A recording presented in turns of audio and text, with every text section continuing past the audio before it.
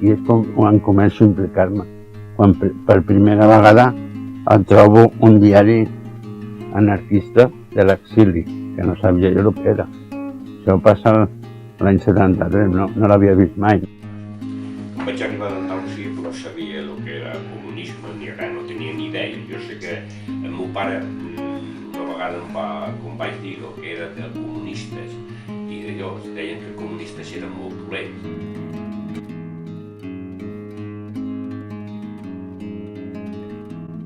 I et trobes que, com tu no estàs alineat en un partit, quedes tirat de banda.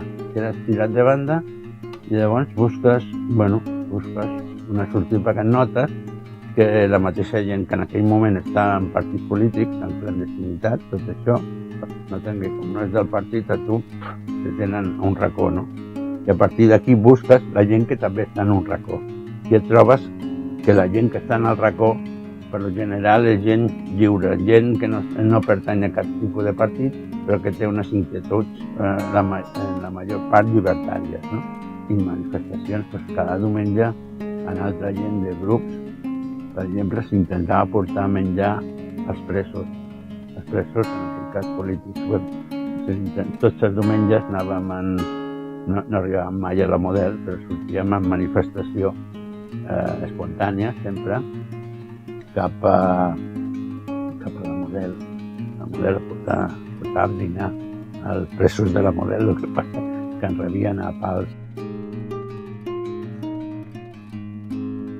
Què va passar?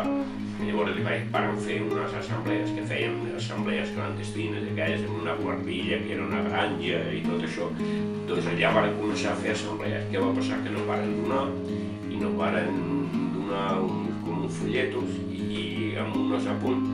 I llavors ells, com que eren professors de geografia i història, ells varen ser els que ens varen informar de lo que era marxista, lo que era Marx.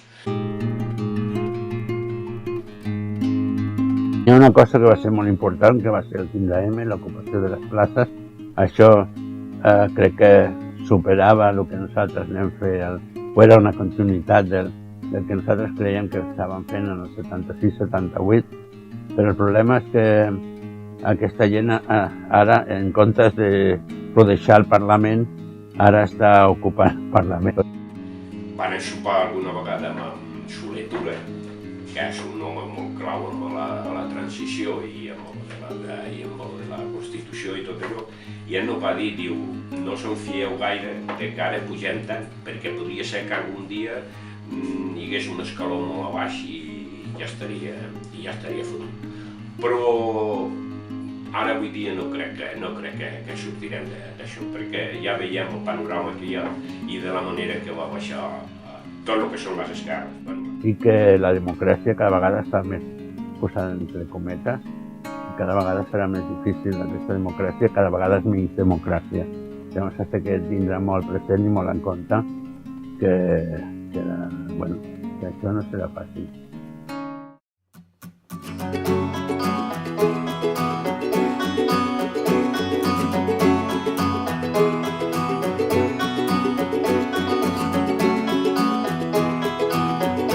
Des de petita sempre havia sigut com a molt reivindicativa. Jo crec que és més l'any passat, i fa 2 anys quan vaig al batxillerat, doncs, no sé, tenia amics que eren d'esquerres també, i a casa l'ambient era bastant de dretes, no?